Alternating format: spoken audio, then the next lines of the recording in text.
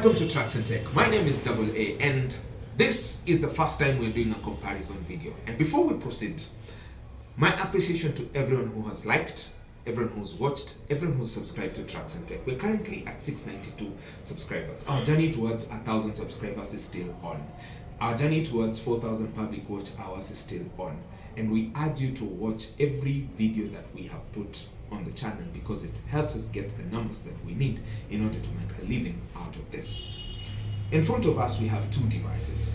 On the left side is the Galaxy A23 and on my right is the Galaxy A24. This A24 is the successor to the A23, a phone that I exclusively used last year as my daily driver. Now, there are similarities which I will go quickly over before we come to the differences, and part of the similarities include what is around the phone. So we will start from the bottom. Both phones have a single button firing speaker, which you can see.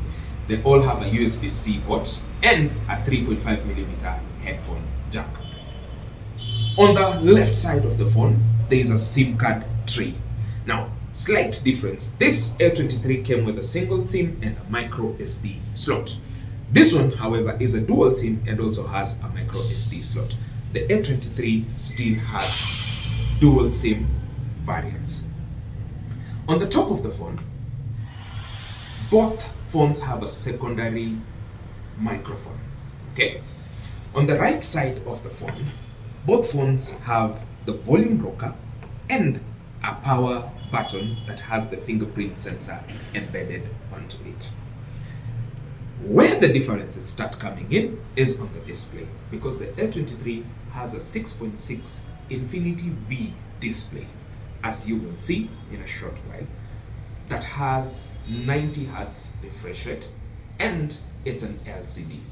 The A24 has an Infinity U 6.5 inches with the same 90 Hz refresh rate, but this is AMOLED technology.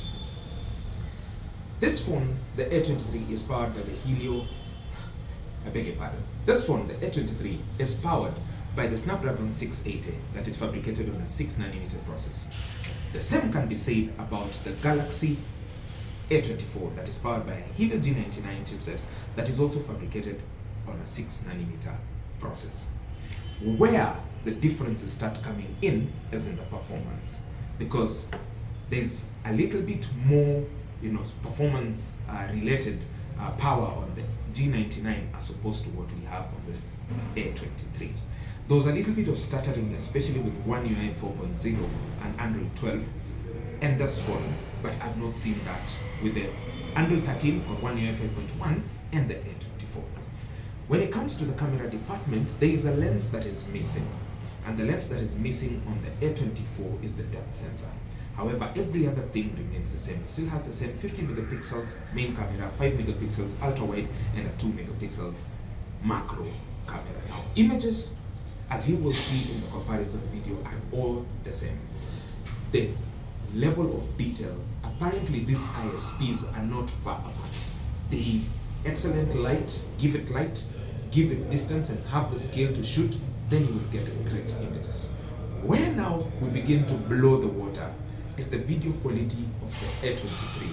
I think the ISP in the Snapdragon 680 is slightly superior to the G99 when it comes to videography, because some of the images I've gotten, some of the videos I've gotten on this one, and a sample is here, beat this one in quality and light and even the clarity of the voice. Now, would I ask you to upgrade from this phone to this phone? That is a question that I'll leave you to answer, because the similarities of these phones are too deep. Even the differences may not be that much, but sometimes it's up to you, because this phone is supported by Samsung for the next 4 years, meaning that by the time we get into Android 17, this phone will still be supported. The A23, on the other hand, is only getting 2 years of operating system updates, which means it started at Android 12 and it will end at Android 14 or One UI 6.0 or 6.1. Let us know, what else would you want us to include in comparison videos in the future? My name is always and has always been Double A. And this is Tracks and Tech. I'll catch you in the next one.